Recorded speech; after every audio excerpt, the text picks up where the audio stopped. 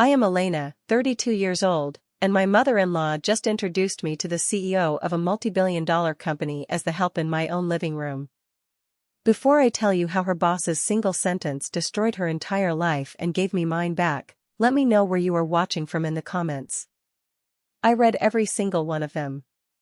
The air in my living room was thick, heavy with the scent of expensive perfume and the suffocating aroma of arrogance.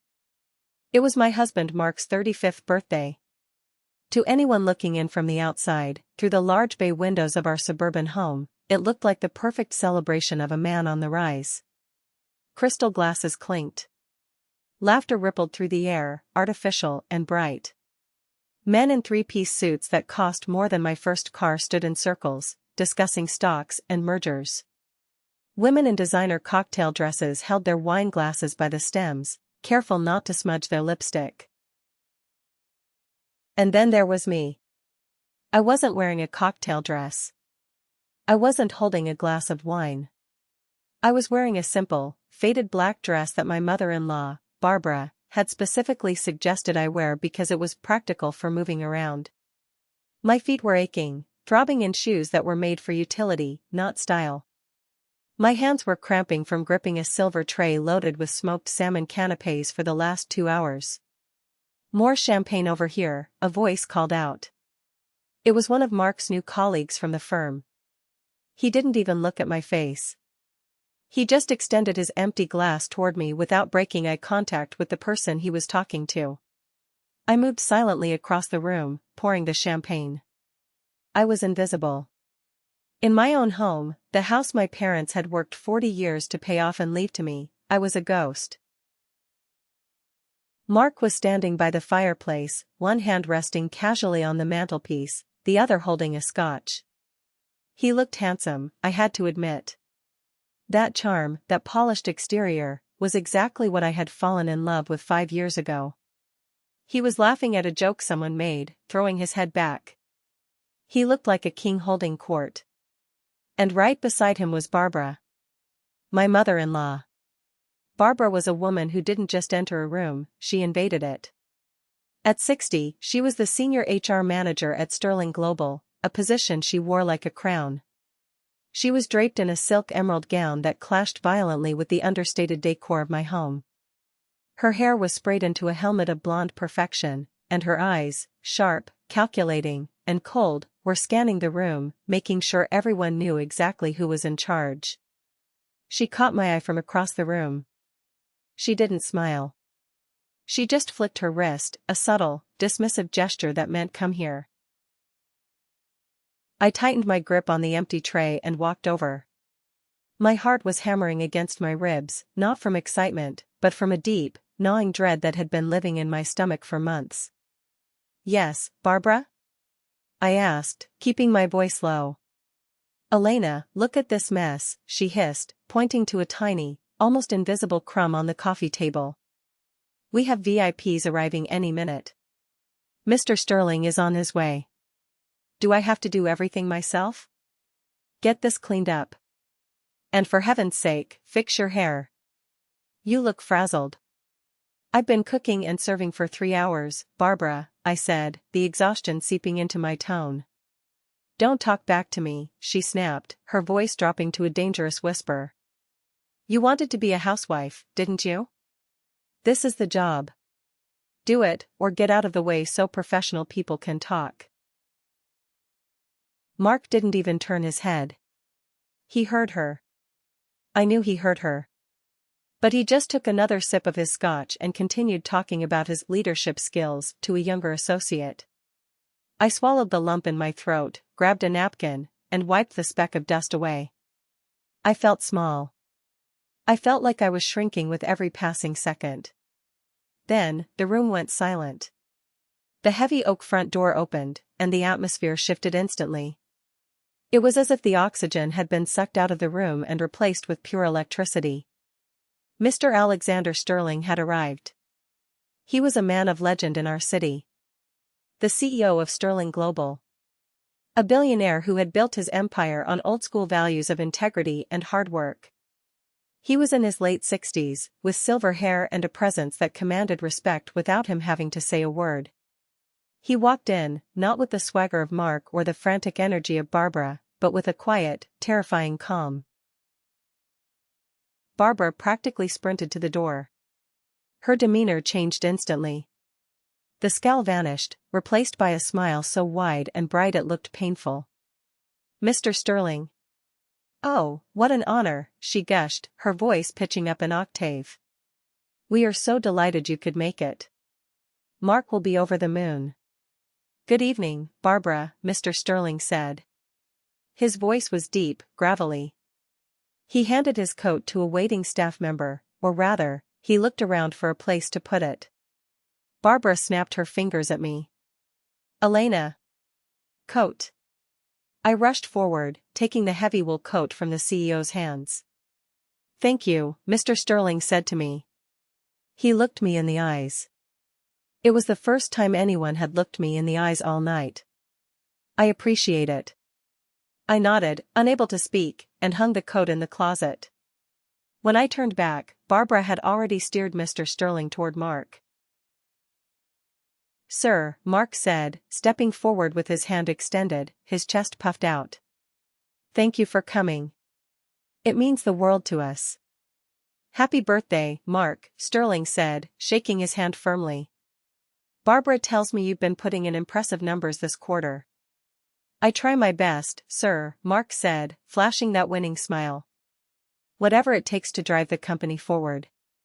"That's what we like to hear," Sterling nodded. He looked around the room. "Lovely home you have here." "Thank you," Mark said quickly. "We've put a lot of work into it." "We." He hadn't lifted a finger. He hadn't paid a dime for the renovations. It was my inheritance money. My design. My sweat.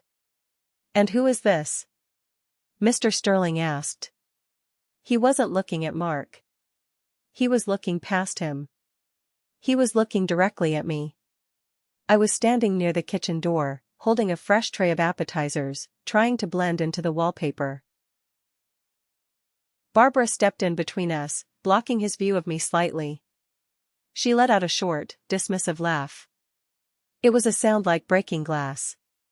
"Oh, don't mind her, Mr. Sterling," Barbara said, waving a manicured hand in my direction.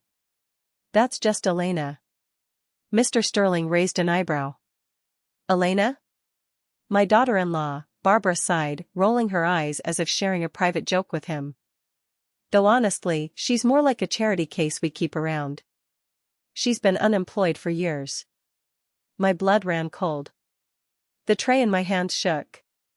The room seemed to tilt. "Unemployed?" Mr. Sterling asked, his expression unreadable. "Completely," Barbara continued, her voice gaining confidence as she saw the other guests listening. "She wanted to humiliate me. She wanted to show her boss that she was the dominant matriarch, the one who tolerated the weak link in the family. She tried the corporate world and, well, let's just say she couldn't hack it. So now she stays home." She paused for effect, grinning maliciously. "Basically, Mr. Sterling, she's just a glorified maid with no future. But we feed her and give her a roof, so she makes herself useful by serving the drinks." The silence that followed was deafening. I felt 50 pairs of eyes on me. I felt the heat rising in my cheeks, burning like fire. I wanted to drop the tray. I wanted to scream. I wanted to run. But I couldn't move. I was frozen by the sheer cruelty of it. Mark stood there. My husband. The man I had vowed to love and cherish. He chuckled. He actually chuckled and took a sip of his drink.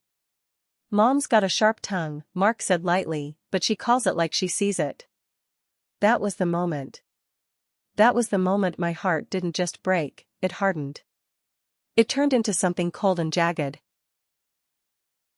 Mr. Sterling didn't laugh. He didn't smile. He looked from Barbara's gloating face to Mark's smirk, and finally, his gaze landed on me. He looked at my worn shoes. He looked at the tray in my hands. He looked at the pain and the intelligence burning in my eyes. He took a slow step toward me. "A glorified maid?" Mr. Sterling repeated, his voice low but carrying across the silent room. Exactly, Barbara laughed nervously, sensing the shift in the air but unable to stop herself. Just the help. Mr. Sterling stopped right in front of me. He was close enough that I could smell the faint scent of tobacco and mint. He looked at me with an intensity that made me want to weep, not from sadness, but from relief. Because for the first time in years, someone actually saw me. He turned back to Barbara. The warmth was gone from his face. His eyes were like ice. That is interesting, Barbara, Mr. Sterling said. Because I don't see a maid. He reached out and gently took the heavy tray from my trembling hands and set it down on a nearby table with a loud clatter. I see the woman who saved my company's reputation at the charity gala last week, he said. Barbara's jaw dropped. Mark choked on his drink. Mr. Sterling turned back to Barbara, and his voice was a quiet thunder. You called her a maid. You called her a loser with no future. He adjusted his cufflinks, his gaze boring into Barbara's soul. Tell me, Barbara, he said softly. How much of a future do you think you have left? To understand why that moment in the living room felt like a nuclear explosion, you have to understand who I was before I became the maid. You have to understand what I gave up. 5 years ago, I wasn't serving drinks. I was Elena, the senior marketing director for a tech startup that was making waves in Chicago. I was 27, ambitious, and I was good at what I did. I loved the rush of a deadline. I loved the chess game of strategy. I was making 6 figures, and I had just put a down payment on a condo with my own money. Then, I met Mark. He was charming. He was a salesman, and I was his biggest sale. He made me feel like I was the only person in the world. He told me he wanted to build an empire, and he wanted me by his side. But empires require sacrifice. I just didn't realize back then that I would be the only one bleeding on the altar. It happened on a Tuesday night in November, 3 years ago. It was raining against the windows of our apartment. Mark was sitting at the kitchen table, his head in his hands, surrounded by crumpled papers. I can't do it, Elle, he groaned. This promotion, the VP role at Sterling Global. It's too much. The proposal is due tomorrow, and I have nothing. If I don't get this, I'm stuck in mid-level sales forever. I walked over and rubbed his shoulders. I was tired, too. I had just finished a 10-hour shift. Let me see, I said softly. I picked up his draft. It was mediocre. It was full of buzzwords but lacked substance. It lacked vision. It's a disaster, he whispered. Maybe I'm just not cut out for this. Stop that, I said. You are. You just need a different angle. I sat down. I pulled his laptop toward me. Go to sleep, Mark. I'll take a look. Are you sure? He looked at me with those puppy dog eyes. You have your own presentation tomorrow. I'll be fine, I lied. Go. He went to bed. I stayed up. I didn't just take a look. I rewrote the entire thing. I analyzed Sterling Global's market gaps. I created a 3-year projection model. I crafted a narrative about community integration that I knew would appeal to a company with old-school values. I worked until 4 a.m. When I finished, my eyes were burning, but the proposal was a masterpiece. Mark submitted it the next day. 2 days later, he got the promotion. He came home with champagne, spinning me around the living room. We did it, baby. We did it, he shouted. But the we didn't last long. A week later, the conversation shifted. Mark sat me down, holding my hands. Elena, he said seriously. This new job, it's going to be demanding. I'm going to be traveling, networking, late nights. I need a rock. I need a foundation. I can be your rock, I said. I can handle my job and us. Can you? He asked, tilting his head. You're always stressed. You're always busy. Think about it. If I'm making this kind of money now, do we really need two incomes? Imagine if you could focus on the house. On us. On our future family. You could manage our investments, plan our lives. You'd be the CEO of our household. It sounded romantic. It sounded like a partnership. I was burned out, I admitted that to myself. My parents had just passed away within months of each other, leaving me the house and a deep, aching grief. I wanted a sanctuary. Just for a while, I said hesitantly. Until we get settled. Exactly, he kissed my forehead. Just for a while. I'll take care of the world. You take care of our world. So, I quit. I resigned from the career I had built brick by brick. I packed up my office. I became Mrs. Mark. At first, it was okay. I managed the renovations of my parents' house. I managed our finances, though Mark insisted on keeping his accounts separate for business reasons. But slowly, the dynamic shifted. It wasn't overnight. It was a slow erosion, like water dripping on a stone. It started with small comments from Barbara. She began visiting every weekend. "Oh, Elena, you're still in your pajamas at 9 a.m., she would say, letting herself in with the spare key Mark gave her without asking me. Must be nice. Mark has been at the office since 6. I was answering emails for Mark's client list until midnight, Barbara, I'd say. Sure, she'd wave a hand. Sending emails. Very taxing. Then came the financial control. Honey, Mark said one evening, looking at the credit card bill. Do we really need to spend this much on groceries? I'm the only one bringing in a paycheck now. We need to be mindful. I bought organic because of your cholesterol, Mark, I replied. And I'm using my inheritance for the house repairs. That's not income, Elena, he said coldly. That's savings. Once it's gone, it's gone. You need to respect the money I earn. The money I earn. That phrase became his mantra. I was no longer his partner. I was his dependent. And in Barbara's eyes, I was something even less. I was a parasite. I tried to show them my value. I ghostwrote every speech Mark gave. I planned every business dinner.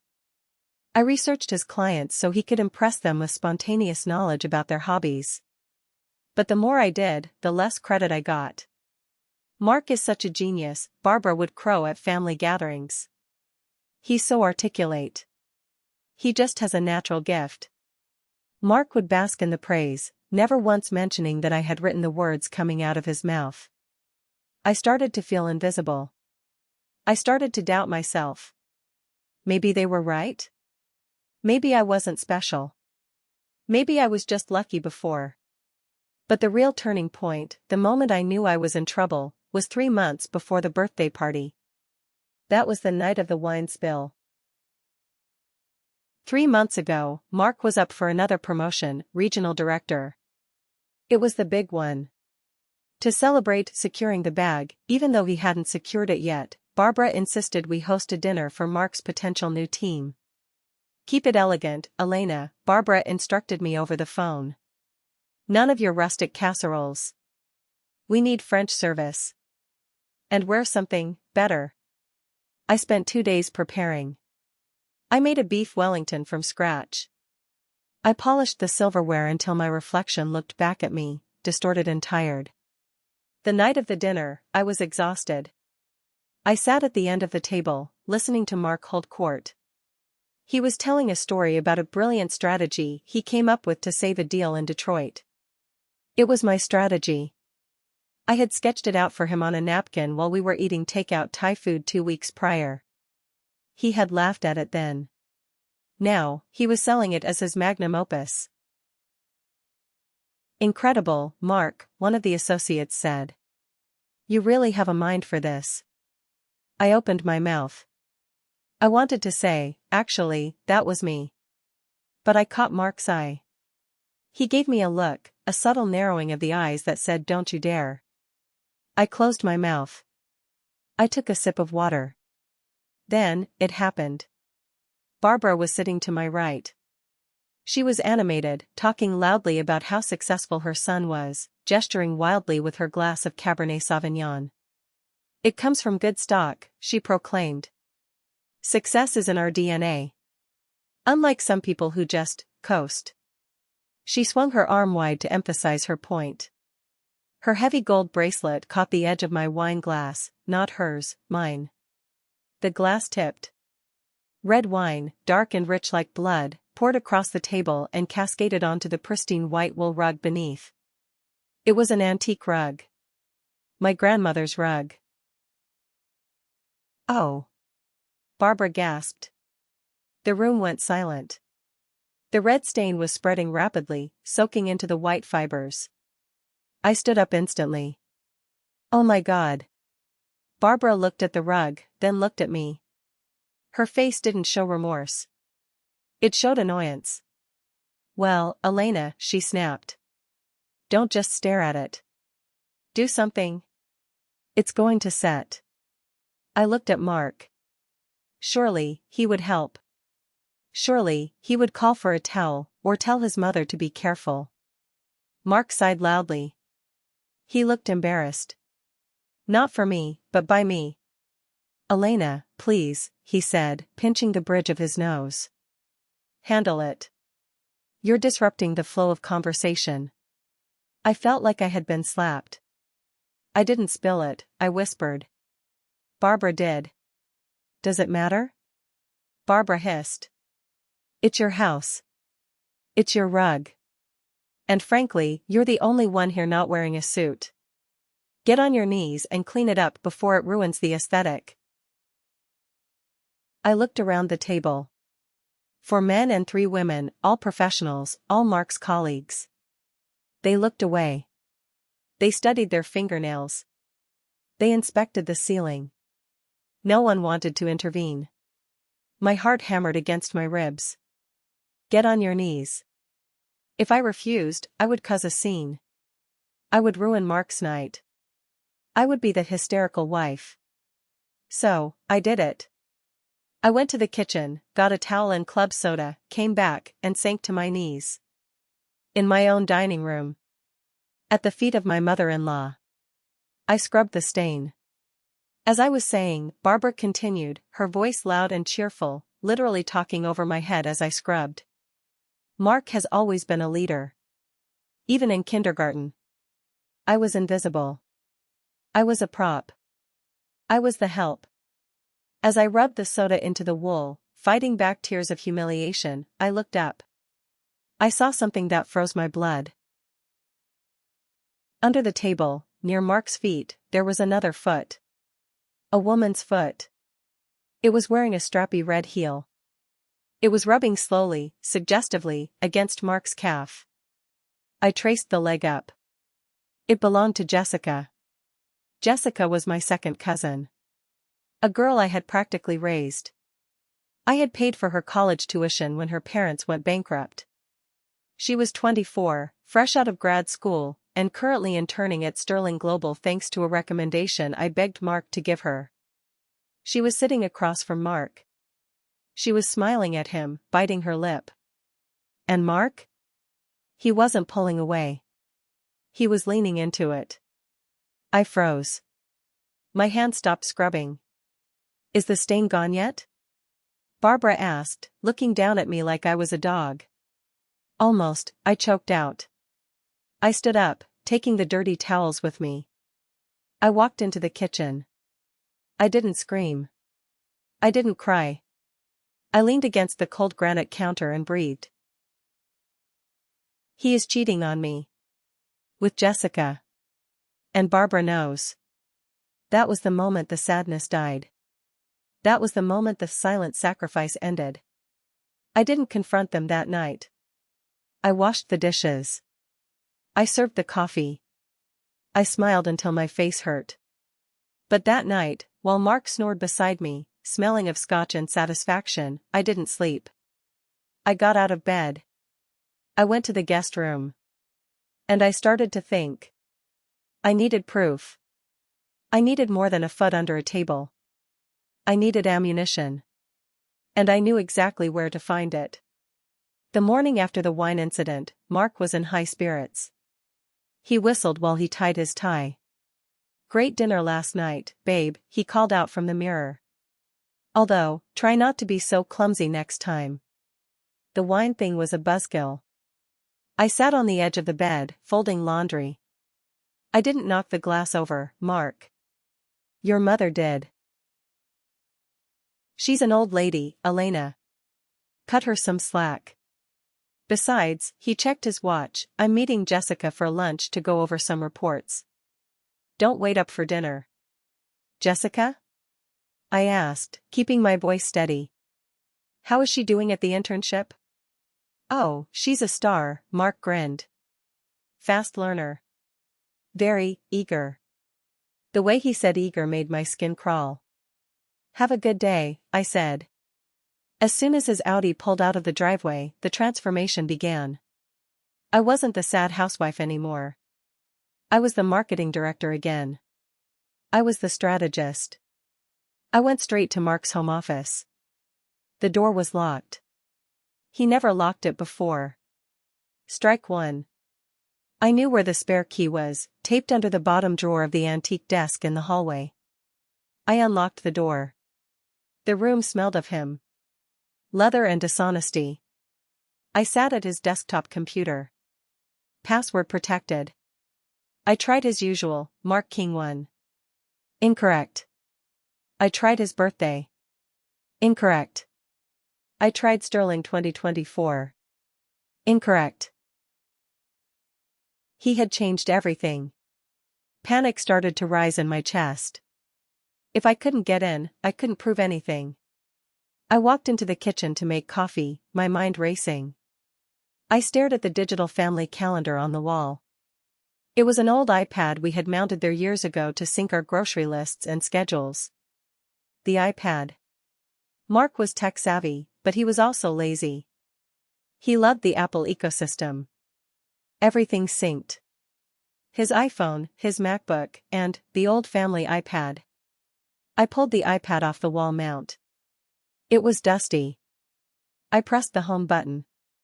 It didn't ask for a passcode because we kept it open for recipes. I tapped the blue messages icon. My heart stopped. It hadn't synced in 2 weeks. The last message was from me asking about milk. Damn it. He must have signed out. But then I saw it. The Photos app. It was updating. A little spinning wheel at the bottom. Downloading 14 items. Mark had changed his phone password, but he hadn't turned off iCloud Photos on the family sharing account for the kitchen iPad. I watched the progress bar. It felt like it took hours. Download complete. The thumbnails popped up. The first photo was innocent enough. A picture of a whiteboard in a meeting room. The second was a selfie of Mark in his car. The third was a photo of a hand. A woman's hand, wearing a familiar gold bracelet, resting on a man's thigh in a car.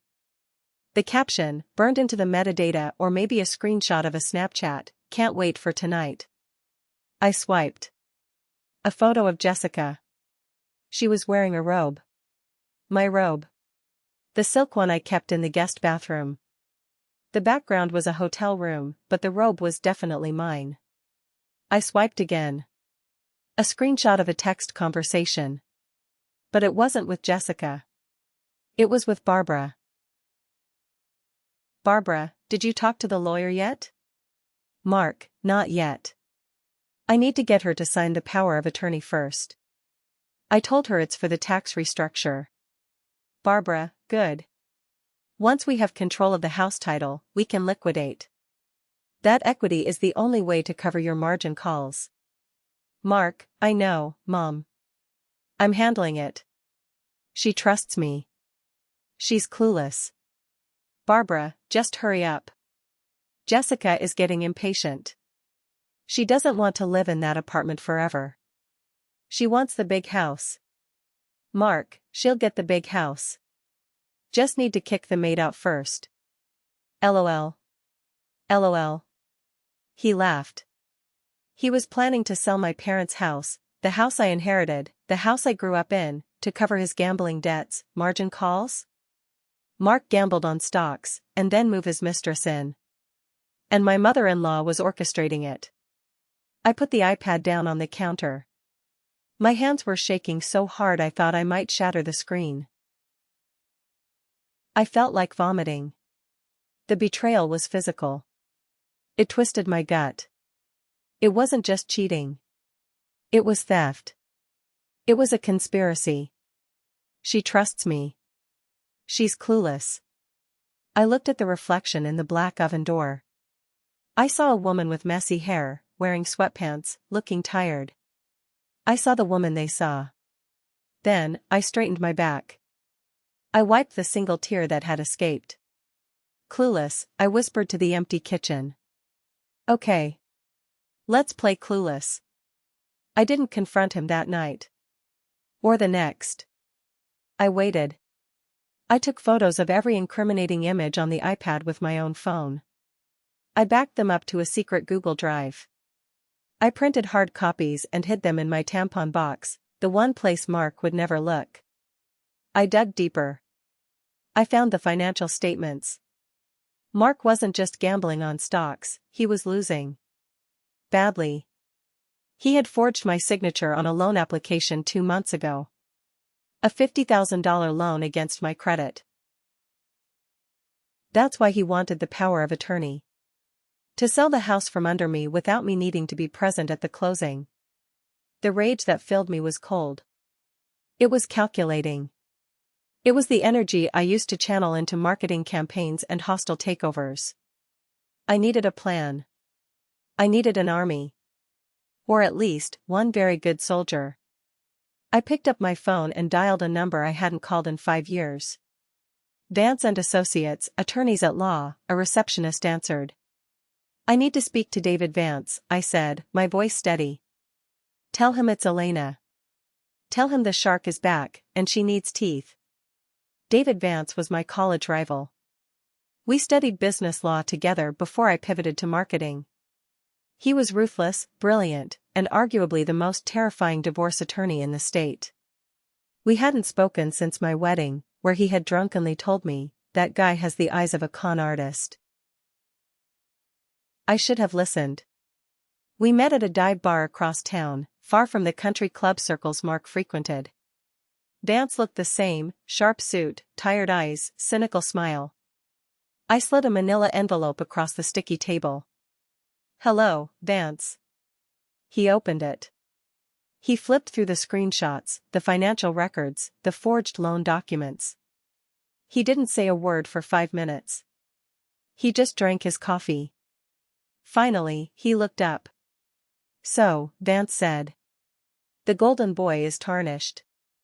He's not just tarnished, I said. He's rotting. He wants the house, Vance. My parents' house. He won't get the house, Vance said, tapping the paper. With this forgery? We can put him in jail. Fraud. Identity theft. I don't just want the house, I said, leaning forward. I want everything. I want my dignity back. I want to destroy his reputation the way he destroyed my trust. And I want Barbara to pay. Vance smiled. It was a shark smile. Now you're speaking my language. What's the plan? His birthday is next week, I said. He's inviting everyone. The partners. The clients. Mr. Sterling. Sterling? Vance raised an eyebrow. Alexander Sterling? The CEO? Yes. Mark thinks Sterling is coming to crown him prince of the company. And you want to turn it into a red wedding, Vance chuckled. I want to serve him his divorce papers as the birthday gift, I said. But I need leverage. I need Sterling on my side, or at least, I need Sterling to see Mark for who he is. Mark has been stealing credit for my work for years. If Sterling knows Mark is a fraud professionally, the personal destruction will be the final nail. How do we get to Sterling? Vance asked. He's insulated. He's attending the Hope for Youth charity gala on Friday, I said. Barbara is supposed to go, but she complained yesterday that her sciatica is acting up and she doesn't want to stand around boring poor people. She's going to make me go in her place to represent the family. Perfect, Vance said. Go. Remind the world who Elena really is. The gala was a glittering affair in the downtown ballroom. I wore a mask, not literally, but figuratively. I wore a simple navy gown I had hidden in the back of my closet. I did my own hair. I arrived and checked in as the King family. The event was chaotic. The sound system was glitching. The keynote speaker was late. I saw the organizers running around like headless chickens. I saw Mr. Sterling standing near the bar, looking annoyed. He was checking his watch. Suddenly, the microphone on the main stage let out a screech of feedback. The main donor, a nervous woman named Mrs. Gable, was trying to give a speech but the teleprompter had frozen. She was stuttering, panicking. The crowd was getting restless. This was a PR disaster waiting to happen. Instinct took over. I didn't think, I moved. I walked backstage. I flashed a badge I had kept from my old job. It just said director. Nobody looked closely enough to see it was expired and from a different company. What's wrong? I asked the tech guy. System crash. Reboot takes 10 minutes, he sweated. Cut the feed, I ordered. Give her the handheld mic, drop the spotlight to 50% warm, it makes it intimate, less interrogation style. And put the donation QR code on the static screen behind her immediately. The tech guy blinked, then obeyed. I walked to the side of the stage, caught Mrs. Gable's eye, and gave her a thumbs up. I grabbed a cue card and wrote in thick marker, "Speak from the heart. Tell the story about the orphan." She saw it. She took a deep breath.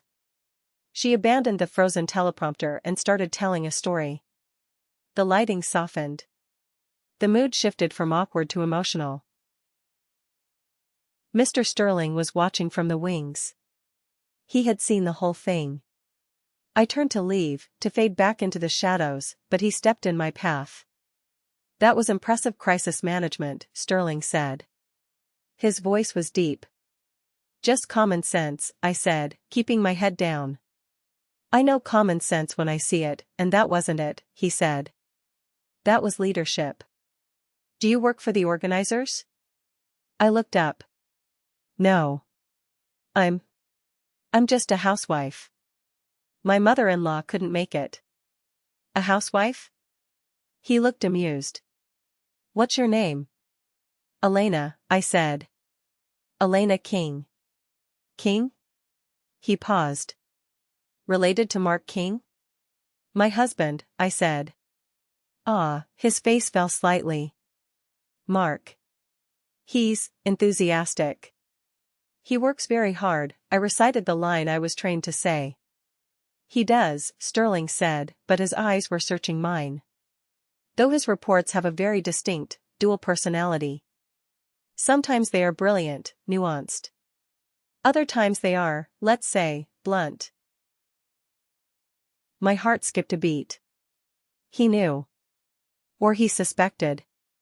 Maybe he has a good editor, I said, a small, daring smile playing on my lips. Sterling looked at me sharply. He smiled back. A genuine smile. Maybe he does. Well, Elena, if you ever get tired of being just a housewife, let me know. We need people who can fix teleprompters and donor panic attacks. I'll keep that in mind, I said. I walked away. I didn't push it. I had planted the seed. Now, I just had to wait for the birthday party. The week leading up to the birthday party was the longest acting gig of my life. I had to play the role of the submissive, clueless wife perfectly. Mark brought home the documents on Wednesday. Honey, just sign these, he said over dinner. It's the tax thing I told you about. Restructuring the assets to protect us. I looked at the papers. General power of attorney. Transfer of deed. My hands wanted to rip them to shreds. I wanted to stab him with the pen. Instead, I picked up the pen. Where do I sign? I asked, looking up at him with wide, trusting eyes. Mark's eyes lit up. Right here. And here. I signed. Mark snatched the papers away almost before the ink was dry. He grinned. You're the best, babe. This is going to save us so much money. It's going to save you nothing, I thought. Because what Mark didn't know was that Vance and I had visited a notary 3 days prior. I had signed a sworn affidavit stating that any documents signed by me in the next week were done under duress and without full disclosure, specifically revoking any power of attorney granted to Mark King. We had filed a preemptive lease pendens on the house, meaning the title was frozen. If Mark tried to sell it or borrow against it, the bank would flag it immediately as a fraudulent attempt. He was holding worthless paper. Now, Mark said, tucking the folder into his briefcase. About the party on Saturday. Mom has some ideas. Of course, I said. What does Barbara want? She thinks, well, since we have caterers coming for the food, but not the service, she thinks it would be better if you managed the floor. Managed the floor? You know, he waved his hand. Passing drinks. Checking coats. Making sure the VIPs are happy. Mom says it looks bad if the hostess is just standing around drinking while guests are waiting. It shows humility. She wants me to serve? I asked. Just to help out. Mark said defensively. And wear that black dress. The simple one. We don't want you to, distract from the guests. Distract. He meant outshine. He meant he wanted me to look invisible so Jessica could shine. Okay, I said. I'll do it. Saturday arrived. The morning of the party. I was in the kitchen prepping the salmon when the doorbell rang. It was Jessica. She breezed in, carrying a garment bag. She looked radiant. Young. Glowing. Hi Elena, she chirped. Mark said I could get ready here? My apartment has terrible lighting. Sure, I said, chopping a cucumber with a little too much force. Oh, and look, she spun around. Mark gave me this early birthday present. Isn't it gorgeous? She pulled her hair back. Around her neck hung a vintage sapphire and diamond pendant. I stopped breathing. The knife hovered over the cutting board. That wasn't just a necklace. That was my necklace. It was my mother's. I kept it in the safe in the master bedroom closet. My mother had worn it on her wedding day. I was saving it for, I don't know, a daughter I might never have. Mark had stolen it from our safe and given it to his mistress. The rage that hit me was blinding. It was white hot. I wanted to lunge across the island and rip it off her neck. It's beautiful, I said. My voice sounded hollow, like it was coming from a different room. Very vintage. I know, right? Mark has such good taste, she giggled. Well, I'm going to go shower. She skipped upstairs. To my bathroom. To use my shower. Wearing my mother's necklace. I stood there, gripping the knife handle until my knuckles turned white. Don't do it, I told myself. Not yet. Wait for the audience. Wait for Sterling. I put the knife down. I went to the pantry. I pulled out the bottle of expensive scotch Mark had bought for the party. I poured a shot into a coffee mug and downed it. Then I went upstairs, not to the master bedroom, but to the guest room where I had laid out my uniform. The faded black dress. The sensible shoes. I put them on. I looked in the mirror. I looked tired. I looked defeated. Perfect, I whispered to my reflection. I went downstairs. Barbara arrived at 4 p.m. to inspect the troops. The flowers are wrong, was the first thing she said. I said lilies, Elena. These are orchids. Lilies make Mark sneeze, I said. Nonsense. Mark loves lilies. Change them. I can't change them, Barbara. The florist is gone. Useless, she muttered. Fine. Just try to stay out of the photos, okay? We want these pictures to be professional. Guests started arriving at 6 p.m. By 7 p.m., the party was in full swing. I was circulating with the trays. I watched Mark and Jessica. They were bold. They stood close together in corners. Mark's hand lingered on her lower back a little too long. Jessica laughed a little too loudly at his jokes. I saw the glances from the other guests. People weren't stupid. They saw the chemistry. They saw the maid wife serving drinks while the young intern draped herself over the husband. They were whispering. Good, I thought. Let them whisper. Let them see. At 7:45 p.m., the doorbell rang. The moment had arrived. I took a deep breath. I adjusted the heavy tray in my hands. I walked toward the door to open it for Mr. Sterling. The trap was set. The players were in position. The curtain was about to rise. And I was ready to burn the theater down. The silence in my living room wasn't empty. It was heavy. It had weight and mass. It pressed against my chest, threatening to crush the air out of my lungs. Basically, Mr. Sterling, she's just a glorified maid with no future. Barbara's words were still bouncing off the walls. I saw a woman in a Chanel suit cover her mouth.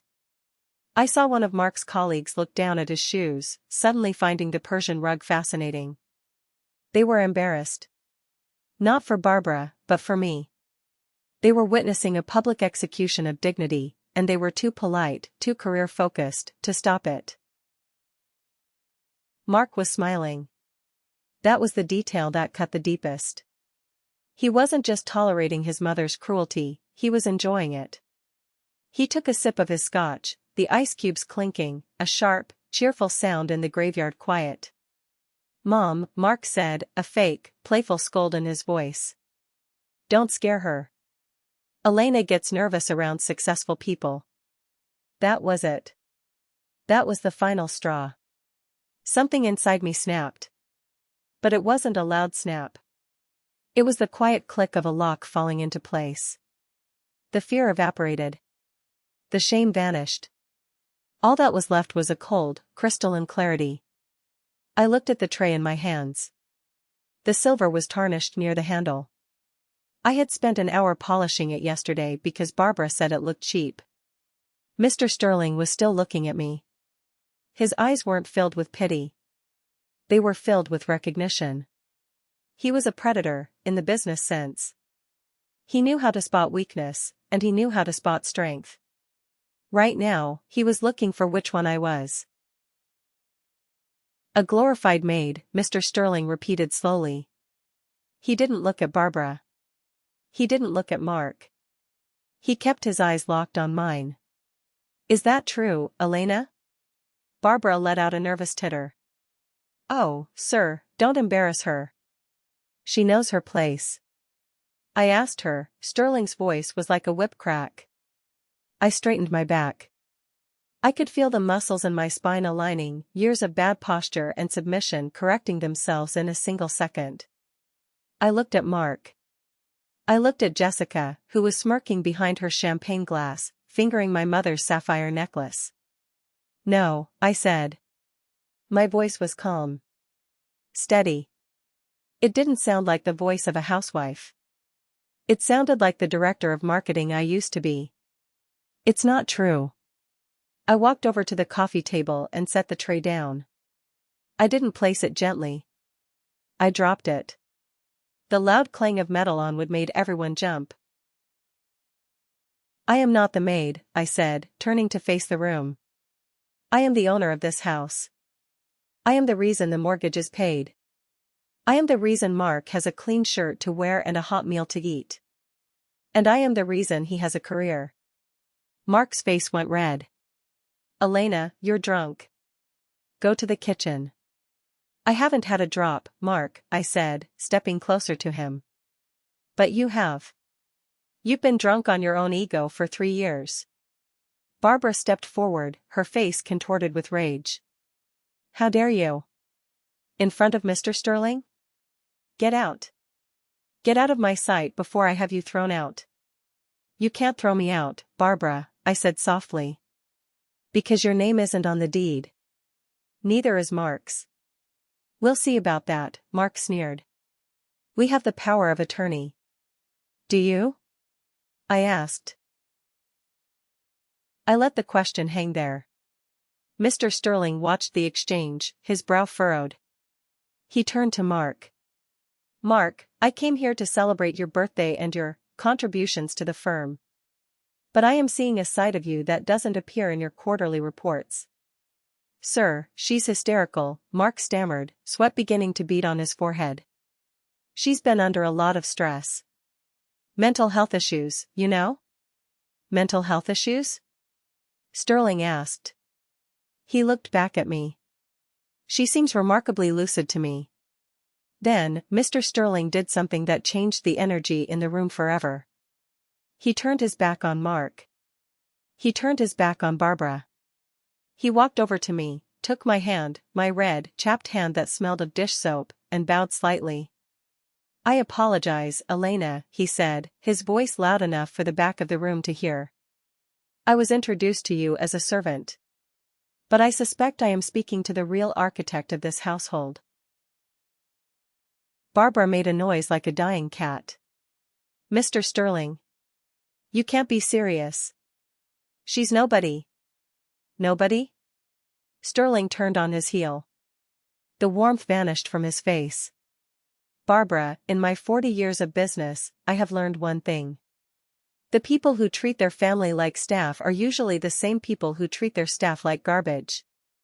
And I don't employ garbage. The room gasped. Mark stepped forward, panic in his eyes. Sir, please. It's just a family misunderstanding. My mother is just protective. Protective? Sterling laughed, a harsh, dry sound. Mark, I've been reading your reports for 2 years. They are brilliant. Insightful. Strategic. Mark puffed up slightly. Thank you, sir. But then, Sterling continued, I talk to you in meetings. And you are vacuous. Empty. You repeat buzzwords. You can't answer deep questions. Mark's smile faltered. I always wondered about that disconnect, Sterling said, pacing the room like a lawyer in a courtroom.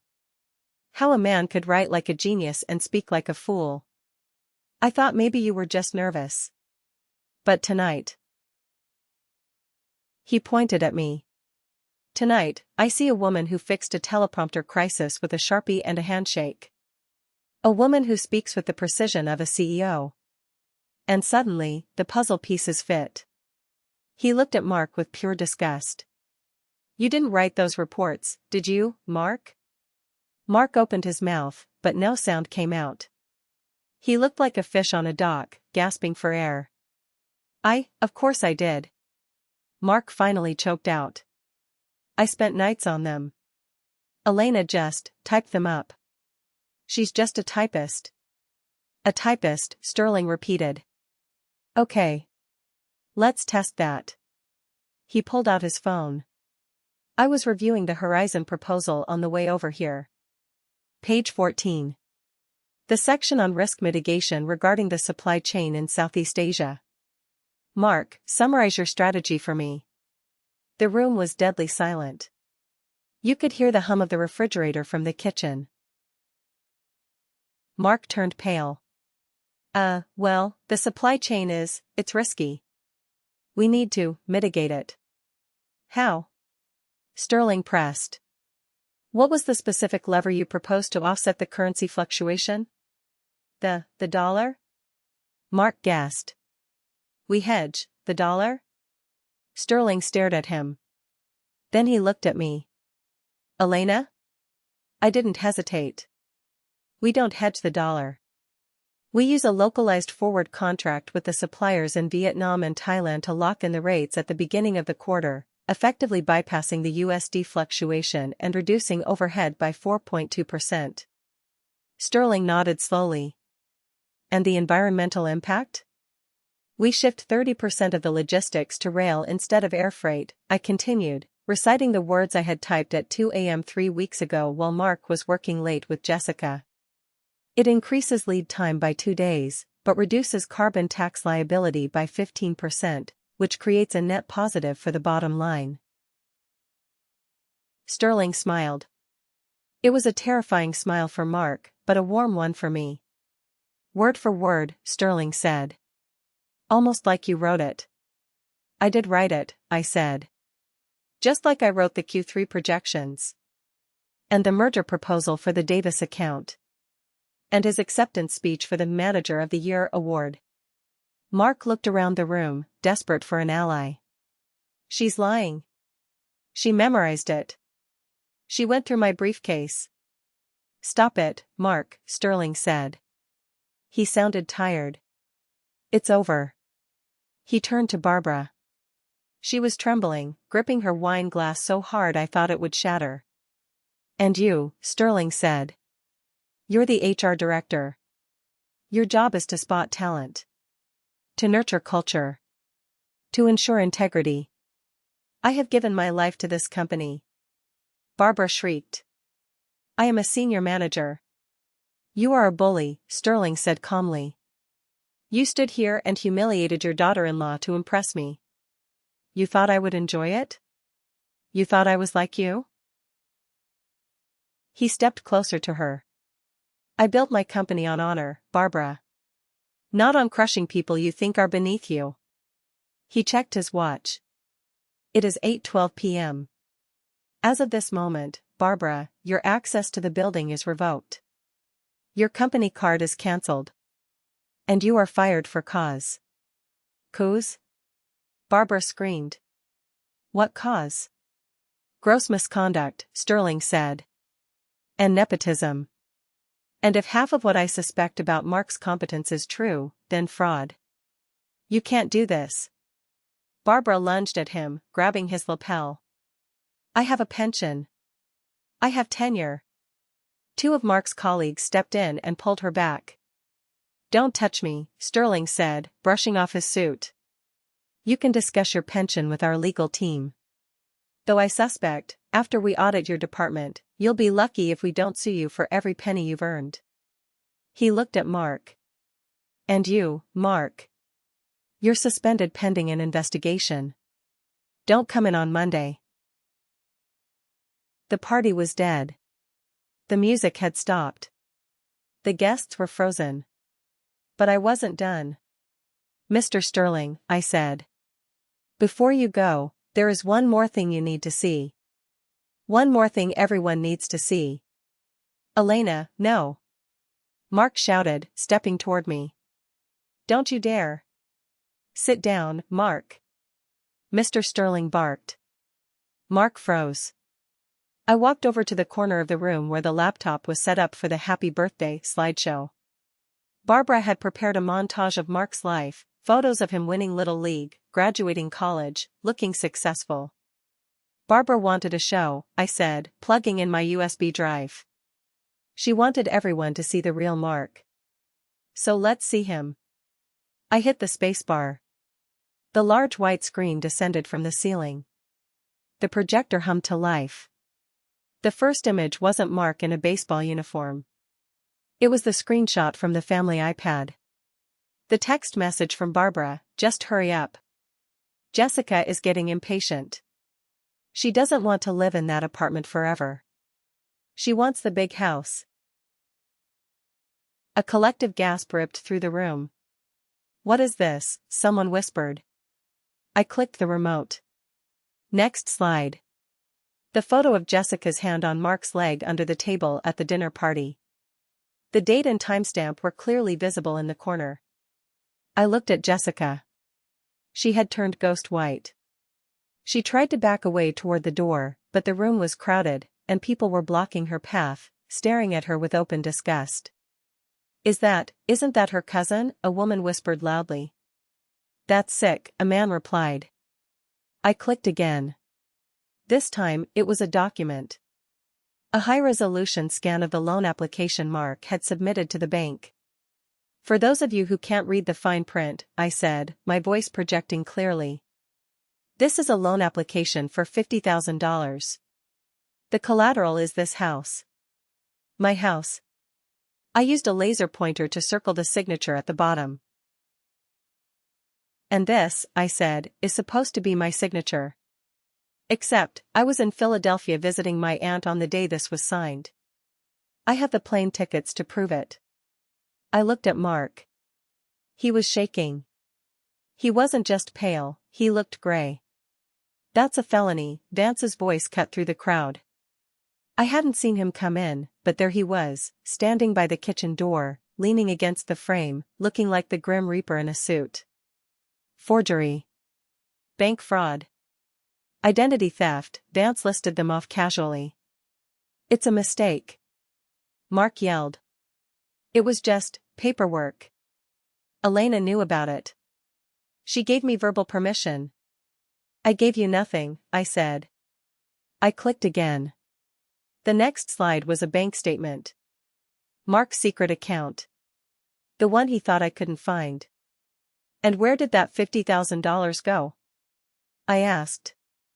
"Did it go to investments? Did it go to the future Barbara talks about?" I clicked.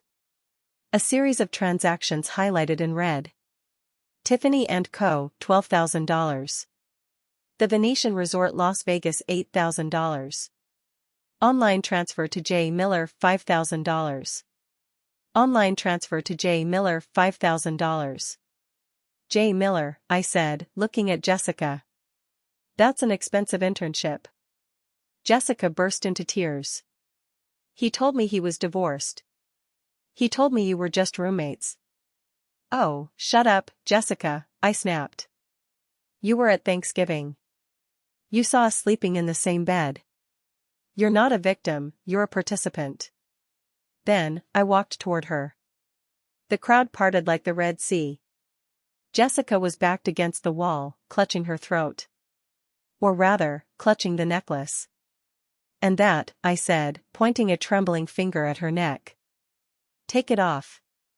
"It's mine." Jessica sobbed. "Mark gave it to me." "It belongs to my mother," I said, my voice dropping to a dangerous whisper. "My dead mother. It was in my safe. Mark stole it to give to his mistress." The outrage in the room was palpable. Even the most cynical businessmen looked sickened. Stealing from a wife is one thing, stealing a dead mother's heirloom to give to a mistress is a level of depravity that polite society cannot stomach. "Take it off," Mr. Sterling commanded. "Now." Jessica fumbled with the clasp, her hands shaking so badly she couldn't undo it. I can't." "Let me help," I said. I reached out. I didn't rip it. I undid the clasp with practiced ease. The cold metal slid into my palm. It felt heavy. It felt like justice. I turned back to Mark. "You stole from me," I said. "You stole my work. You stole my money. You stole my mother's memory. And you tried to steal my home." "Elena, please," Mark was crying now. Ugly, snotty tears. "We can fix this. I'll pay it back. I just got in over my head. The gambling, it just got out of control. I needed a win. Please, don't ruin me." "I'm not ruining you, Mark," I said. "I'm just turning on the lights." I looked at Vance. He nodded. He opened the front door. 2 police officers walked in. The sight of uniforms in a suburban living room always stops the party, but this party was already a crime scene. "Mark King?" one of the officers asked. Mark stumbled back, knocking over a vase of white roses. No, wait. This is a civil matter. It's a misunderstanding." We have a warrant for your arrest, the officer said, pulling out a pair of handcuffs. Charges of bank fraud, forgery, and grand larceny. Larceny? Mark squeaked. Mr. Sterling also filed a complaint an hour ago, Vance piped up, checking his phone. Regarding the embezzlement of company funds via padded expense accounts. Apparently, those client dinners in Vegas were just you and Ms. Miller playing roulette. Mr. Sterling nodded grimly. My forensic accountant is already at the office, Mark. We found the duplicate invoices. You're done. Mark looked at his mother. Mom. Do something. Barbara was slumped in an armchair, staring at the wall. She looked 10 years older than she had an hour ago. My pension, she whispered. My reputation. She didn't look at her son. She didn't care about him. She only cared that her legacy was burning to ash. The officer spun Mark around. The click of the handcuffs was the most satisfying sound I had ever heard. You have the right to remain silent, the officer recited. Elena. Mark screamed as they dragged him toward the door. Elena, tell them. Tell them we're married. You can't testify against me. Spousal privilege. Vance stepped in Mark's path. Actually, Mark, spousal privilege doesn't apply when the crime is committed against the spouse. Or when it involves fraud against a third party. She's going to testify. And she's going to enjoy it. Mark was shoved into the back of the cruiser, the lights flashing red and blue against the neighbors' houses. The entire street was watching. I stood on the porch, clutching the sapphire necklace. The cool night air hit my face. Jessica tried to slip out the side door. Hey! I called out. She froze. Don't come back here, I said. Your stuff is in a garbage bag on the curb. If I see you on my property again, I'll add trespassing to the list. I'm pregnant, she blurted out. The guests who were leaving paused. I looked at her stomach. Then I looked at her eyes. They were darting around, looking for sympathy. No, you're not, I said. I saw the wine glass in your hand all night. You drank 3 glasses of champagne. And I saw the pack of Slims in your purse. She crumbled. He promised me. She sobbed. He promised he was rich. He's broke, Jessica, I said. And now, so are you. She ran to her car, sobbing. The guests trickled out. They didn't know what to say. Some mumbled apologies. Others just nodded respectfully and fled. Finally, only Mr. Sterling, Vance, and Barbara remained. Barbara stood up shakily. She picked up her purse. She walked to the door. She stopped in front of me. I thought she might apologize. I thought she might beg. Instead, she looked at me with pure, unadulterated hatred. You think you won, she hissed. But you'll be a divorcee at 32. Damaged goods. Who will want you now? I smiled. It was a genuine smile. Barbara, I said. I'd rather be alone for the rest of my life than spend one more minute with people like you. And as for who will want me? I looked at Mr. Sterling. He stepped forward. Actually, Barbara, I was just about to offer Elena a position as a senior consultant for our crisis management division. Starting salary is double what Mark made. Plus stock options. Barbara's mouth fell open. Get out of my house, I said. She left. She walked into the night, a fired, disgraced woman with nothing but her bitterness to keep her warm. 2 months later. The visiting room at the county detention center smelled of bleach and despair.